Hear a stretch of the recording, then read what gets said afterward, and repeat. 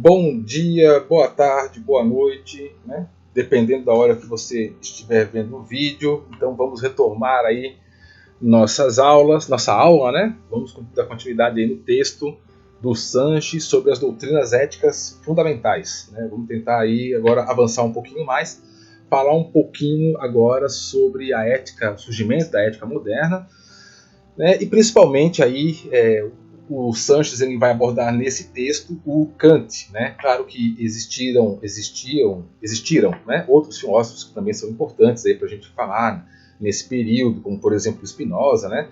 Mas o Sanches não aborda, né, esse autor aí no texto.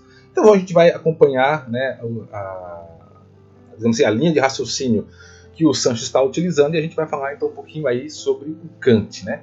Retomando, só para a gente não perder o fio da meada, a gente no último vídeo falou um pouquinho sobre o surgimento, sobre os estoicos, os epicuristas e a ética medieval, né? E basicamente, quando a gente está falando de ética medieval, a gente vai estar falando aí sobre uma ética baseada na religião cristã, né? Então é uma ética cristã. E o que essa ética cristã basicamente fala, né?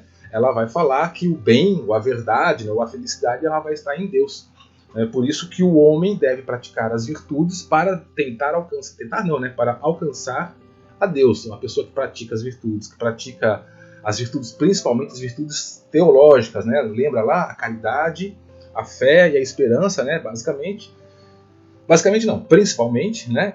São pessoas que vão estar caminhando numa direção aí de encontrar a felicidade, que é se unir novamente com Deus, vai se religar a Deus. Até daí que vem o nome, né? Religião. Religião vem do latim religare, né? Religare, que é voltar a estar em contato, voltar a estar ligado, né? Voltar a ser um com a divindade, que no caso aí seria Deus, né? Aí sim, o Deus nesse sentido de Deus que a gente entende hoje, que é o Deus cristão aí, né? Então, onde é que está o pensamento ético? Onde é que está a relação ética? Não está mais na relação, né, na polis. Então, a busca pela felicidade não vai estar mais na relação com a cidade, né, com o Estado. Não vai mais estar com a relação com o universo, né, com a natureza. A felicidade não vai estar na relação com a natureza, como seria na época com os estoicos ou com os epicuristas, né? A felicidade, o bem supremo, vai estar numa relação minha com Deus, né? Então, se eu consigo estar em comunhão com Deus, pouco importa as desgraças que eu estou passando na minha vida, eu vou estar feliz, eu vou ter alcançado o bem supremo, né? Então vejo que ao longo dos séculos, ao longo dos anos, a nossa ideia de ética, a relação do homem com o bem, ela vai se alterando, né? O objeto que é o foco do bem vai se alterando. E aí vamos chegar agora aqui na Era Moderna, né? O finzinho, né, do período medieval, o finzinho aí do domínio cristão sobre o pensamento, e a gente de novo vai mudar essa relação, né? E aí vamos lá então para o texto, né? Então a gente vai começar aqui com a ética moderna, né? Se vocês lembrarem, se vocês lembram, né, o período medieval ele vai durar aproximadamente 10 séculos, né? Que vai ser lá do século V da nossa era, que começa com a queda do Império Romano, né? Então quando o Império Romano cai, século V mais ou menos, surge aí o que a gente vai chamar do período medieval, e ele vai durar mais ou menos 10 séculos até mais ou menos aí o século XV, né? Século XV, século XVI, algumas variações, mas é mais ou menos 10 séculos. Então nesse período aí é o período total do domínio da Igreja, né? A Igreja Católica basicamente. De novo, né? Estamos falando aqui da história do Ocidente, né? Em outras partes do mundo estavam acontecendo outras coisas, né? Lá no Oriente estavam acontecendo outras coisas, enfim, né? Mas estamos falando aqui do mundo ocidental aqui, né? O mundo judaico-cristão ocidental. Então, lá pelo século XV, então, o domínio, né, da Igreja Católica cai e começa a surgir um novo modo de você entender o mundo, entender a vida, vamos dizer assim, que vai ser um mundo permeado por uma coisa nova que está surgindo, né, e que aí está muito ligada a gente, que é a ciência, né? Aí a ciência ela vai dar um novo olhar, uma nova visão sobre o homem, sobre o mundo, e consequentemente as relações éticas vão se alterar, né? Então aqui, ó, como o Sanches coloca lá no texto, entende-se por ética moderna o que vai do século XVI aproximadamente, tá? Meados do século XV, século XVI, até o começo do século XIX. Lembrando que a ciência, né, isso que a gente vai chamar hoje de ciência, ela vai surgir aproximadamente aí em torno do século XVI e século XVII, né? Então, ó, caracteriza-se por uma ética antropocêntrica em oposição à ética teocêntrica da Idade Média. Aqui eu quero chamar a atenção de um detalhe aqui, ó, que é muito interessante para a gente falar de ética moderna, e, claro, essa ética aqui já está bem mais próxima a gente, né, nesse caso, que é isso aqui, ó. A ética ela vai ser basicamente antropocêntrica. Então, o que isso aqui está querendo dizer? Quando ela é antropocêntrica, ela está querendo dizer que o homem está no centro, né? Então veja, aquilo que eu tinha acabado de falar agora há pouco aí, né? A gente vai observar ao longo da história que a nossa relação com o bem, com a busca com o bem, vai se alterar, né? Vai estar lá com Apolis, com Platão, Aristóteles, lá, né? Sócrates. Depois ela passa com uma relação com o universo, com os históricos epicuristas. Depois uma relação com Deus, né? Na Idade Média com a igreja cristã, e agora a relação é eu comigo mesmo, entendeu? O homem passa a ser o centro do universo, o homem passa a ser o centro da verdade, né? É muito curioso, só para chamar a atenção aqui, tá? Que o homem se tornar o centro da verdade, isso é basicamente o que os sofistas falavam, né? Se vocês lembrarem lá de alguns vídeos atrás que a gente estava falando lá do surgimento da ética grega, quando os gregos diziam assim, olha, o homem é a medida de todas as coisas, né? Protágoras, essa frase é do Protágoras, o homem é a medida de todas as coisas. O que ele estava dizendo lá? Ele está dizendo, olha, não existe uma verdade absoluta lá fora, no universo, em Deus, ou onde seja. A verdade está em mim, né? O que eu considero verdade é verdade para mim, pronto, e acabou, né? Então veja, claro que a ética moderna, ou essa visão antropocêntrica do mundo, não é a mesma coisa que os sofistas colocavam. Mas é muito interessante a gente notar que, tipo assim, o mundo deu voltas e a gente voltou para o mesmo ponto lá do começo, que é, de novo, quem vai estar no centro é o homem, né? Quem vai estar no centro são as decisões que o homem considera válido, do que o homem considera justo, do que o homem considera bom, etc. E aí é que aí é que a gente, de certo modo, volta lá para o começo, né? Por isso que vocês vão observar alguns teóricos aí dizem que não existe evolução, né? A gente não evolui, a gente está só em ciclos, né? A gente volta para o começo de novo, a gente volta, roda, passa séculos, e a gente volta de novo para o ponto de partida. Então aqui, ó, mas para todos os efeitos, né? A ética moderna, como vai estar aqui, a ética moderna, ela vai se caracterizar por isso, tá? Uma ética onde todo o pensamento vai estar, toda a relação, a busca pelo bem, vai estar ligada ao homem. Basicamente, porque agora a verdade vai estar no homem, né? Lembra que antes a verdade estava em Deus, né? Agora a verdade, surge a ciência questiona fortemente, né, as verdades religiosas, as verdades teológicas, né? Existe um embate muito forte aí entre a ciência e a religião. A ciência vai, não vou dizer negar a religião, bom, nesse momento histórico aqui houve uma negação, sim. Hoje em dia, né, a visão é um pouco diferente, mas naquela época houve mesmo um rompimento, digamos assim, com a igreja, e a ciência vai dizer a verdade está na minha capacidade de raciocinar, né, na minha capacidade de produzir o conhecimento, e não em alguma coisa dada por Deus, né? Então, essa ética antropocêntrica ela vai se opor radicalmente aqui à ética teocêntrica, né? Teocêntrica que é Deus no centro, né? Da Idade Média, né? Então, no período moderno, ocorrem mudanças substanciais no mundo, né? Surge a ciência moderna, como está aqui, né? Como eu coloquei. O grande destaque nesse período aqui vai ser isso, tá? Uma mudança da racionalidade. As explicações agora não vão ser dadas mais por uma vontade divina, né? Então não é que está chovendo porque Deus quer, ou fez seca porque Deus quis, né? Está chovendo porque houve algum desequilíbrio ambiental, fez seca porque houve alguma razão física para isso, né? As explicações não vão ser mais buscadas na divindade, elas vão ser buscadas na física, né? Na natureza, mas não a natureza no sentido místico, como eram lá com os epicuristas, né? E sim a natureza como um sentido pragmático, né? Quem vai dizer o que a natureza é ou como é que ela é sou eu, homem, por meio da minha razão, né? Lembra aqui que a grande marca do surgimento, né, da ciência moderna vai ser a filosofia cartesiana e a física de Newton, né? Isso vão ser os dois grandes marcos, que, de novo, né, isso vai centrar no indivíduo, né? A máxima lá do Descartes, né? Penso, logo existo, né? Dubito ergo cogitum ergo sum, né? Duvido, logo penso, logo sou. Né, a ideia de que eu estou no comando da coisa. Então, eu vou dominar a natureza, eu vou controlar a natureza não é mais sagrada, né? Deus já não existe mais na história, né? Sou eu e a natureza aqui, e eu vou encontrar a resposta para tudo, né? Então aqui, no período moderno, ocorrem mudanças substanciais no mundo, surge a ciência moderna, no campo econômico surgem as relações capitalistas, isso aqui também é extremamente importante, tá? Porque basicamente o que vai acontecer aqui, as revoluções industriais, né? O homem deixa de ser aquele homem do campo, né? Então o camponês basicamente começa a surgir as máquinas, então a relação com o tempo muda, a relação com o trabalho muda e consequentemente as relações sociais mudam, né? Só vocês terem uma ideia, antigamente quando você era um camponês, estava lá arando o campo, você plantava semente na terra e o que você fazia agora? Agora ia para casa e rezava para Deus mandar chuva, né? Esperava aí uma semana para ver se a semente brotava.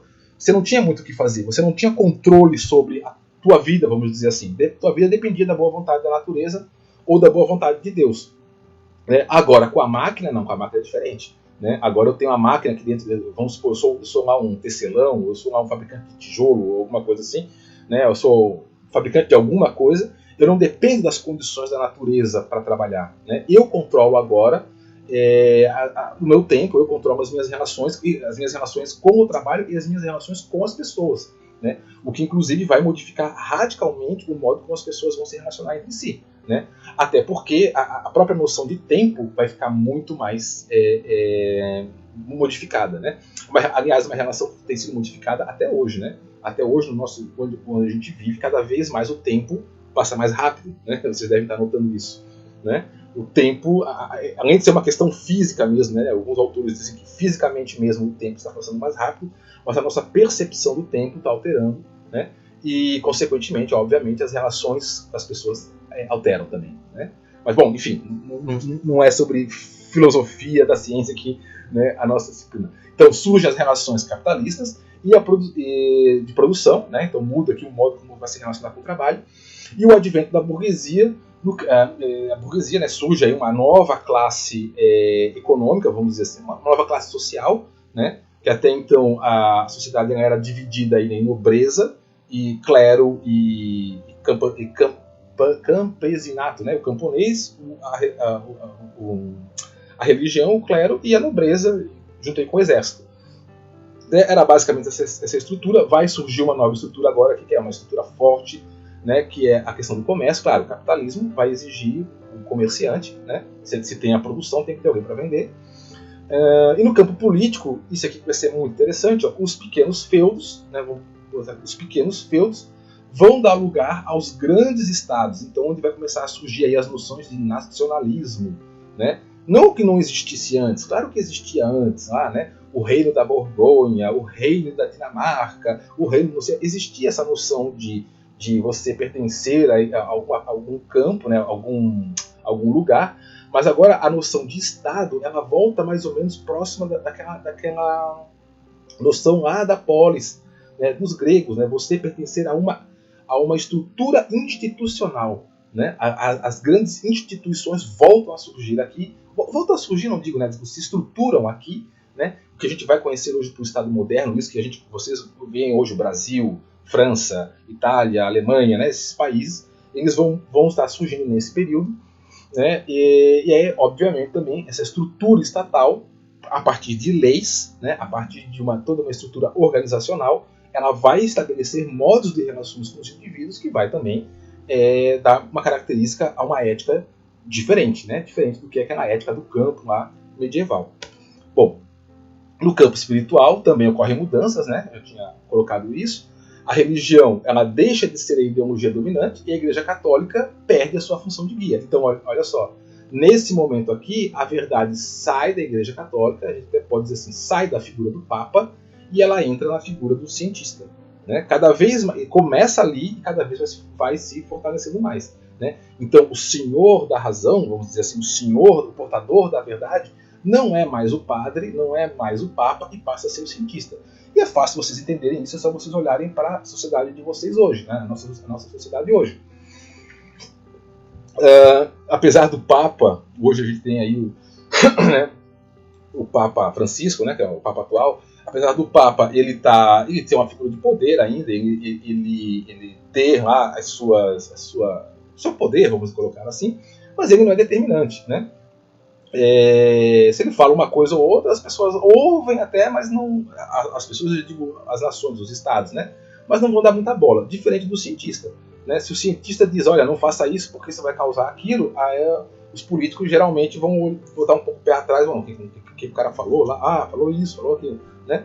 Então veja, a gente cada vez mais se preocupa, ou acredita mais, ou confia mais em coisas que têm o rótulo do cientificamente comprovado, né, do que o rótulo do aprovado pela Santa Sé.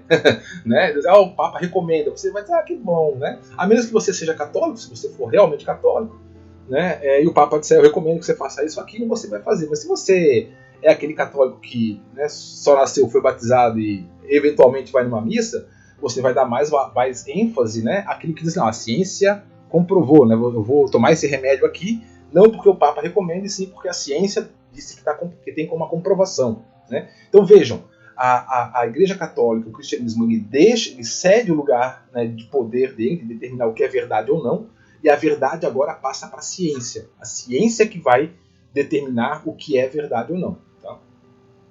Só fazendo um parênteses, sem querer entrar muito, porque, né, não vamos falar sobre história da ciência aqui, mas veja, a ciência nesse momento ela outorga, ela entra no ar do pedestal da arrogância, vamos dizer assim, né? De dizer o que é verdade, o que não é, o que é certo, o que não é. Né? Isso só vai mudar lá na metade do século XX, né? Segunda metade do século XX, aí, com as mudanças da física, basicamente o surgimento aí da mecânica quântica e tudo mais, né? Einstein, Heisenberg, desse pessoal todo, que a gente vai ver que a gente não tem certeza sobre o mundo. Né? Mas nessa época aqui, século XVII, século XVIII, e principalmente no século XIX, né, a ciência acreditava que ela tinha a certeza sobre tudo, né, a verdade sobre tudo. E é nesse momento, né, na viradinha do século XIX para o século XX, por exemplo, que vai surgir a psicologia enquanto ciência. Né? Até então a psicologia existia, mas ela era quase como um ramo da filosofia. E aí ela se modifica e vira ciência. Né? Enfim, não vamos entrar aqui porque desvia do nosso conteúdo, né? Isso aí fica lá para as aulas de história da psicologia, história da ciência, né? Mas o que interessa para nós aqui é isso, que quem vai dizer o que é verdade, o que é certo, o que é errado, não é mais agora a igreja, agora vai ser a ciência. Tá? Ocorrem muitas separações, né, de elementos que eram indissociáveis, veja que interessante, elementos que eram indissociáveis no mundo medieval, como por exemplo, a razão vai se separar da fé. Então, antigamente, no mundo medieval, né, uma pessoa racional era uma pessoa que tinha fé. Né? Veja que para nós hoje a gente é quase que o oposto. Se você tem fé é porque você não usa a razão, se você usa a razão é porque você não tem fé. Para nós hoje isso aqui é quase que separado. Quase que separado não, é bem separado. Está voltando agora, né, a ter uma certa união, mas do século, principalmente do século XVIII, XIX até agora meados, até começo do século XXI, só que era bem separado. Né? A natureza separa-se de Deus, né? Então Deus é uma coisa, a natureza é outra. O Estado se separa da igreja, isso que eu estava colocando aí também quando eu falei sobre ciência, né? Mas também dá para falar sobre o Estado, né? O Estado se torna laico, e aí vocês vão ver o Estado, não, né? Os Estados, de modo geral, se tornam laicos, não são todos, tá? Nós ainda temos lugares no mundo onde religião e Estado não se separaram. Tá? Um exemplo fácil para vocês entenderem é o Tibete, por exemplo, apesar de que o líder tibetano hoje não está no Tibete, né, por conta de toda a pressão da China, que a China expulsou o cara de lá e tudo mais. Mas se vocês observarem o Tibete, por exemplo, o Butão é outro lugar, né, onde a igreja e o Estado não se separaram. Né? Então as decisões estatais são tomadas a partir de questões também religiosas. Né? Na grande maioria do mundo ocidental isso se separou. Tá? Se foi bom ou se foi ruim, bom, a história que vai dizer. Né? E o homem se separou de Deus, né? Ou se separou da natureza. Aqui, principalmente, deixa eu até marcar aqui, isso daqui basicamente vai ocorrer por conta do pensamento cartesiano. Tá? Se vocês lembrarem lá da época das aulas de história da ciência, vocês vão ver que Descartes, né, ele vai separar, né, principalmente o homem da natureza. Né? Então, eu sou uma coisa, o homem, o ser pensante é uma coisa, a natureza é outra.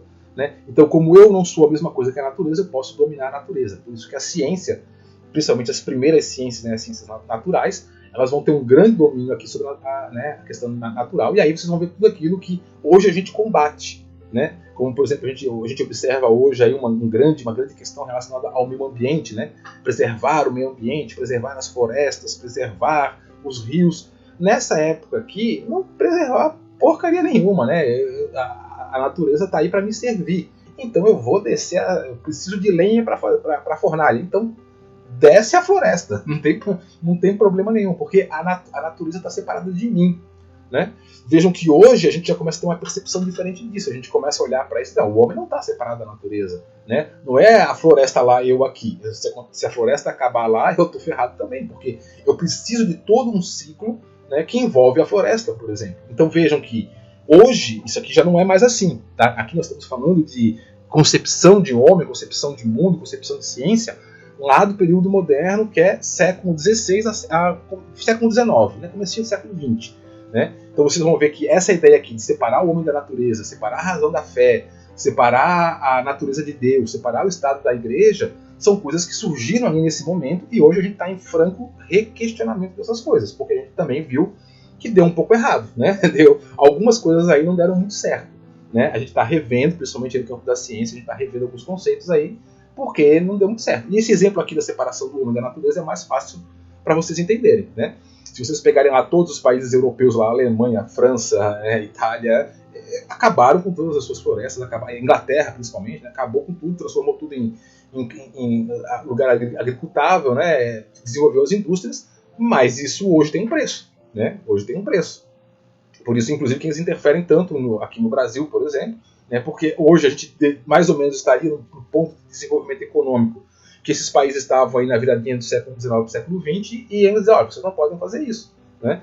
E aí vem todo um questionamento moral. Né? Você já deve ter observado essa discussão, por exemplo, na televisão. Você diz assim, poxa, mas vocês derrubaram as florestas de vocês e agora querem vir aqui dizer para a gente como é que a gente deve cuidar das nossas? Que tal vocês indenizarem a gente? Ah, vocês querem que a nossa floresta fique em pé? Então que tal vocês pagarem para a gente manter a floresta em pé?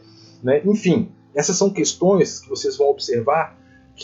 Por que se discute tanto hoje o meio ambiente? Né? Porque são questões que perpassam a mera questão econômica. Ela também envolve aqui, tá? Questão moral, questão ética. Tá? E só voltando, só para fechar esse parênteses aqui, né? Que isso também mostra como a gente está revendo alguns conceitos. Tá? O que era muito normal, o que era muito natural no passado, a gente entender que o homem era separado da natureza, isso para nós hoje já é um pouco questionável. E aí o homem vai adquirir, então, um valor pessoal e corporal aqui. Ó, tá? Mas depois eu vou falar um pouco desse corporal. O homem agora, além da fé e da razão, é movido pela vontade. Por isso que o corpo está relacionado ali, tá? Porque a vontade está relacionada com o corpo. E torna-se o centro e o senhor de tudo, incluindo o campo moral. Agora aqui é uma coisa que eu quero chamar a atenção de vocês. Quando a gente fala de homem, tá? Vocês têm que entender o seguinte, a gente está vindo... Isso aqui é lá século XVI, século XVII, né? A gente está vindo aí de pelo menos aí, vamos botar uns 20 séculos, né? Que vamos começar lá com os gregos, né? Antes de Cristo. A gente está vindo de uns 20 séculos de um pensamento muito arraigado na questão transcendental, né? Na questão até espírita. A gente passou 10 séculos aí de domínio cristão católico, onde a verdade estava na alma, a alma estava em Deus, a verdade estava em Deus, então é muito abstrato. Então esse homem que a gente está falando aqui, ou que está sendo pensado nesse momento, ainda não é o homem concreto em si, tá? Não é ali o seu João, a Dona Maria, não é a pessoa em si, não é um homem material, ainda é um homem abstrato. Essa razão que se está dando ênfase aqui é um elemento, por exemplo, que é abstrato. Né? Onde é que está a razão no homem? Vocês já pararam para pensar nisso? Onde é que ela está? Né? Ah, está no cérebro. No cérebro onde? Né? E se eu abrir a cabeça de alguém, se eu for rachar a cabeça de alguém, olhar o cérebro, a razão está aqui. Ó. Não está, ela é uma coisa abstrata. E nesse ponto, nessa época aqui, ó, o que vai ser dado muita ênfase é essa questão da razão. Mas a razão ela ainda é um conceito abstrato. Então a ideia, o conceito de homem que se tem nessa época aqui ainda é um homem idealizado. Tá? Por isso que, né, o que vai se destacar aqui é o nosso amigo Kant. Né? Agora, só para vocês entenderem isso aqui, se vocês lembrarem das aulas de filosofia de vocês vão lembrar que nesse período moderno estava tendo uma discussão, uma disputa, vamos dizer assim, muito grande entre duas correntes, vamos chamar assim, tá? De dois modos de pensamento filosófico, que eram os idealistas, né, e os empiristas. Vocês devem estar lembrando disso, né? Estar lembrados disso. Os idealistas, basicamente, o que são? É esse pessoal que bebia dessa fonte aí grega, platônica, né? Ou até religiosa, que vai dizer assim, olha, a verdade não está aqui, ela não é no mundo concreto, a verdade está nas ideias, né? A verdade está nos conceitos, A verdade está nas abstrações. Tudo que a gente tem aqui no mundo, o conhecimento que a gente tem no mundo é por decorrência dessas abstrações. Então, um exemplo bem fácil para vocês entenderem é a matemática, por exemplo. Né? A matemática é um belo exemplo do idealismo. Imagina vocês alguma vez já viram um 5, por exemplo, né? Um 3, né? Se vocês pararem para pensar, como é que é um 3? Não é o número 3, tá? Não é o desenho do número 3, é o 3. Eu quero que vocês me digam o 3. Algum de vocês já viu o 3? Não, vocês nunca viram o 3. Né? Vocês só viram a representação do 3, que é aquele número, né? Deixa eu tentar fazer aqui. Vocês já viram esse número aqui? Isso não é um 3, isso é uma representação de um 3. Né? Ou vocês viram 3 coisas, 3 lápis, 3 pessoas, 3 cachorros, né? Mas o 3 mesmo, o 3 em si, vamos voltar lá para os gregos, né? A coisa em si, você nunca viu. Por que você nunca viu? Porque ele não existe nesse mundo. O 3 é um conceito, veja, é uma abstração, é uma alma. A gente, né, provavelmente Pitágoras diria isso. É uma alma, né? Uma alma que se manifesta aqui no mundo físico. E ora, a partir desse conceito, a partir dessa abstração, eu consigo fazer tudo, né, aqui no mundo concreto, como por exemplo com o triângulo, né, a base da geometria, aí, o triângulo, a figura mais estável que existe, né, na arquitetura, na engenharia, você vai usar muito a questão do triângulo, né, por isso que lá na matemática vocês no segundo grau estudaram tanto lá, triângulo isósceles, triângulo equilátero, triângulo retângulo, porque a base de toda a construção, por exemplo, da engenharia, vai estar ali nas figuras geométricas e o triângulo é a mais básica de todas. Né? Então veja, a partir de uma abstração, a partir de um conceito, eu consigo criar coisas concretas no mundo, como por exemplo prédios. Né? Isso é a vertente do pensamento idealista. Ao contrário da ideia dos idealistas, existiam os empiristas. Os empiristas diziam assim, olha, não, na verdade não é bem isso não.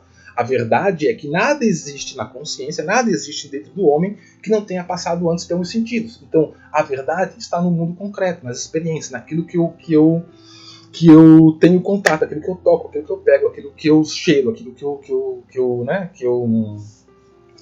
eu enfim, degusto, ou que seja. Né? Então aí vocês vão ver que o empirismo vai dar uma boa base também para o surgimento da ciência. Né? A ciência ela vai buscar provas empíricas. Já ouviram falar disso? Provas empíricas. O que é a prova empírica? É a prova real aqui do mundo concreto que aquela coisa realmente existe. Exemplo fácil para vocês entenderem. Gravidade, por exemplo, né? Newton, lá quando ele vai criar a lei da gravidade, como é que ele cria a lei da gravidade? Se vocês lembrarem lá daquela anedota, né? Newton estava lá debaixo da árvore, aí caiu uma maçã na cabeça dele, e aí ele diz, oh meu Deus, existe a gravidade. Aí ele deduz todo um teorema para explicar a gravidade. Veja, Newton vai criar o teorema que vai explicar a gravitação dos corpos, né? Por que os corpos caem? Mas veja, os corpos, a gravidade, ela não passou a existir depois que Newton fez a lei, né? Depois que Newton explicou matematicamente como é que aquilo acontece. A gravidade já existia antes, né? As coisas caíam antes de Newton. O que Newton fez foi simplesmente criar uma teorização, criar um teorema e criar um modo para você, por exemplo, calcular quanto tempo leva para uma coisa cair. Então, isso são os empiristas. Os empiristas falavam, tá vendo? A verdade já estava aí no mundo. As coisas caíam antes de Newton. Agora, a única coisa que a gente tem é um modo melhor de controlar a queda dos corpos, por exemplo, lá com a fórmula lá do cálculo da gravidade, da aceleração da gravidade. Né? Então, existiam esses dois grupos, tá? Os idealistas e os empiristas. Existia um embate filosófico muito grande que estava estruturando aí a ciência. Só para vocês, sem querer falar muito, né, mas já falando, por exemplo, vocês vão ver que os campos idealistas, né, vão dar margem na psicologia às teorias mais abstratas, a Gestalt, a psicanálise, por exemplo. Né? E as bases de teoria mais empiristas vão dar base, por exemplo, às teorias mais corporais, como, por exemplo, o behaviorismo. Né? Eu vejo a base do behaviorismo é isso, não existe nada a priori no mundo, não existe nada de abstrato no mundo, o homem aprende tudo. Isso é basicamente empirismo puro. Né? Mas enfim, fecha parênteses, minha aula não é de história da psicologia, volta. Né? E aí a gente tem o nosso amigo Kant. Quem é o Kant? O Kant vai ser o cara que vai olhar para essas duas correntes, o idealismo e o empirismo, e vai dizer assim, bem, gente, calma, não é nem tanto ao mar, nem tanto à terra. Né? O Kant era aquele cara gente boa, aquele cara que vem fazer o deixa disso, né? Vamos ter um bom senso. Não é nem totalmente ideal e nem totalmente empírico, mas é mais ou menos um pouco dos dois. Por isso que se vocês tiveram, não sei se vocês já tiveram aula de filosofia a ponto de chegar no Kant, geralmente as aulas de filosofia não chegam no Kant, né? Mas assim, o Kant ele vai criar a teoria de que existe o a priori e o a posteriori. Então tem coisas que são a priori, tem coisas que a gente já nasce com isso, então, né, os nossos anseios da alma, a gente já nasce com a vontade de procurar o bem, como diria Aristóteles, e tem outras coisas que são a posteriori, né? A gente vai desenvolver aqui na vida, como, por exemplo, a capacidade de lógico-matemática, de raciocinar, por exemplo, né? Então são coisas que vêm com a gente e tem coisas que a gente cria aqui. O que o Kant tenta fazer, mais ou menos, é um meio termo entre a filosofia empirista e a filosofia idealista, tá? Só que o Kant, na verdade, ele tinha uma quedinha ainda aí mais para o idealismo. Mas lembra, a humanidade vem de séculos de pensamento idealizado. Então é óbvio que não é de uma hora para outra que isso muda. Então o Kant ele também é um filho da época dele e a filosofia dele vai repercutir isso, né? Então aqui para Kant, o sujeito que conhece é produto da sua consciência. E aqui vem uma coisa nova para a gente aqui do campo da ética, que vai ser muito interessante, que vai ser introduzida pelo Kant, que é a ideia da consciência. Não que a consciência não existisse antes, tá? A noção de consciência já existia. Mas a ideia de que a consciência é que vai determinar o homem, né? A consciência que vai conduzir o homem, muitos séculos depois o Freud vai dizer que é a inconsciência, né? Mas a ideia de que a consciência, a razão consciente que vai fazer com que o homem tome suas decisões, ela começa a ganhar um destaque maior aqui em Kant, tá? Então, assim, o homem é o centro, uma ética antropocêntrica, tanto no conhecimento quanto na moral, tá? E é a partir da consciência que eu vou me relacionar com o mundo. Então, veja, ele não está falando de alma, embora ele vá falar da alma também, Kant não escapa da questão da alma, mas ele vai estar falando da razão, ele não vai escapar da razão, mas ele vai estar colocando um elemento a mais que é a ideia da consciência. E aí, para isso, né, essa ideia de consciência, ela vai respingar para nós na ética numa coisa muito interessante que a gente vai ver aqui, né? Então, para Kant, a bondade, né, o que é bom, né, não está no ato em si. Então, presta atenção nisso, que isso aqui é interessante em Kant, que vai respingar para a gente.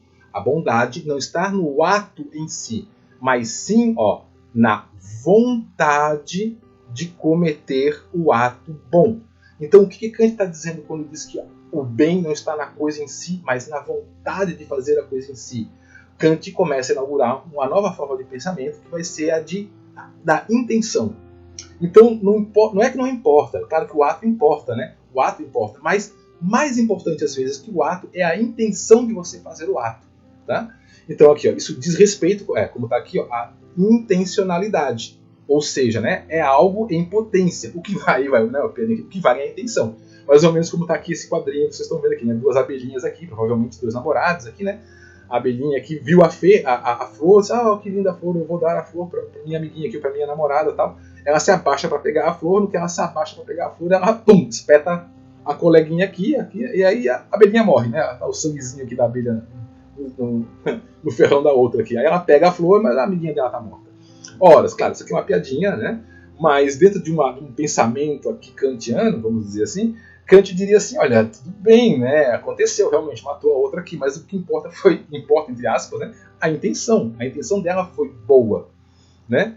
O ato acabou não sendo muito bom, mas a intenção dela foi boa. Vejam que para nós isso aqui vai ser importante, porque isso vai repercutir muito no nosso modo de pensar hoje, tá? No modo contemporâneo, que é o quê? Que é a questão da intencionalidade das ações, dos atos, né? Isso vai, sobretudo, influenciar no nosso ordenamento jurídico, por exemplo, onde a questão do ato, da intenção do ato, ele é julgado. Então, por exemplo, todos vocês já devem ter visto caso na televisão, por exemplo, de alguém que pegou um carro sem querer, alguma coisa, atropelou outra pessoa e matou. Horas. Quando a pessoa atropela uma outra pessoa e mata essa outra pessoa, houve um homicídio. Ponto, né? Ninguém discute isso. Mas o que vai ser discutido quando isso acontece é se esse homicídio foi doloso ou culposo. O que isso significa? Doloso, né, que quis causar um dolo, um dano, né, significa que a pessoa teve a intenção de matar. Então ela pegou o carro com a intenção de atropelar o outro, né? E aí por isso essa pessoa ela vai ter lá a punição dela.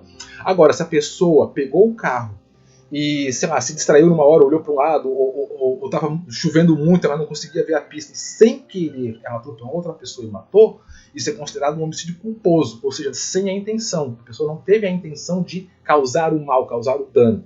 Então, no máximo, entre aspas, né, o que vai acontecer para essa pessoa, ela vai ter que reparar o dano. O dano foi causado, uma pessoa morreu. Tá? Agora, se essa pessoa vai só ter que reparar o dano, ou ter que reparar o dano e ser ainda punida, né, o dolo ou a culpa, isso vai estar falando aqui, ó, da intenção. Veja que nós consideramos isso. Né? Isso hoje, no nosso modo de se relacionar, no nosso modo da gente pensar o mundo, a gente considera muito a questão da intenção. Fulano fez isso intencionalmente, e aí isso tem um valor, ou ele fez sem querer, e aí isso não tem valor nenhum. Né? Por exemplo, alguém que ajuda alguém. Eu sem querer fiz alguma coisa que acabou ajudando uma pessoa. Isso tem valor ou não tem valor? Existe, né? A gente dá uma grande ênfase na ideia da intenção. E essa ideia da intenção ela vai começar a se estruturar aqui, principalmente em Kant. Tá? Com a ideia de que você tem a consciência do seu ato. Então você tem a intenção de fazer aquilo ou não. Tá? Por isso que, inclusive, só para dar um outro exemplo, crianças são consideradas, entre aspas, aí, inimputáveis da sua ação. Porque a gente entende que elas não têm a intenção. O coleguinha foi lá, sei lá, uma criança muito pequena, sei lá, pegou empurrou uma estante e a estante caiu em cima do amiguinho e matou o amiguinho. Né? Horas, essa criança teve a intenção de matar? Bom, Freud daria uma outra explicação para isso, né? Mas não vamos entrar agora nisso. Mas a gente diria que não, essa criança não tinha consciência, olha a palavra, ó, consciência de que aquela estante tinha um peso tal que poderia esmagar o coleguinha. Então, quando ela fez isso, ela fez sem a intenção. Por isso essa criança não é responsabilizada do ponto de vista legal, por exemplo, do ponto de vista social. Vocês conseguem entender a ideia da intenção, da consciência? Todos esses conceitos a gente usa hoje, a gente utiliza hoje na nossa vida cotidiana, né, contemporânea. Tá? Então aqui, ó, a bondade é algo a priori no homem, né? Assim, o ato moral diz respeito à intenção, ou seja, à vontade de realizar essa bondade. Lembra que eu tinha falado que existem coisas a priori e a posteriores? Pois é, a bondade ela vai entrar aqui, ó, na categoria de algo a priori, aquilo que o homem já traz dentro de si. Quando eu já nasço com a bondade dentro de mim. Agora a questão é se eu vou querer intencionalmente usar essa bondade ou não, é uma escolha minha. Tá? Por isso que passa pela minha consciência, passa pela minha decisão. Por isso que, para Kant, a intenção vai estar em foco aí na hora de você julgar a ação de alguém. Não é só a ação pela ação, mas é a ação com a intenção de fazer alguma coisa ou não. Tá? Então aqui, ó, de novo, né, o homem, então, para Kant, ainda é entendido como um ser racional e abstrato. Tá? Foi aquilo que eu estava falando antes. A gente está vindo aí de 20 séculos de pensamento abstrato, não é de uma hora para outra que isso muda. Né? E em Kant, apesar do Kant colocar o homem no centro, vai dizer assim, ó, não é Deus que determina as coisas, não é o universo que determina as coisas, não é a cidade, a polis, o Estado que determina as coisas, é o homem que determina seus atos, se ele está fazendo uma coisa ou não, se ele quer fazer ou não. Né? Mas esse homem ainda é a ideia de uma consciência, né? de uma racionalidade, e não o homem em si, o homem concreto. Tá? Que a gente vai ver que aí aos poucos o nosso pensamento ele vai cada vez ficando mais concreto e mais abstrato. Certo, gente? Então, por hoje é isso. A gente encerra com Kant aqui, e aí na próxima aula a gente já começa, se eu não me engano, com a ética contemporânea. Tá ok? Então anotem as dúvidas aí, qualquer coisa a gente tira as dúvidas quando a gente fizer o nosso encontro 5. Tá bom? Então até a próxima aula, até mais, tchau!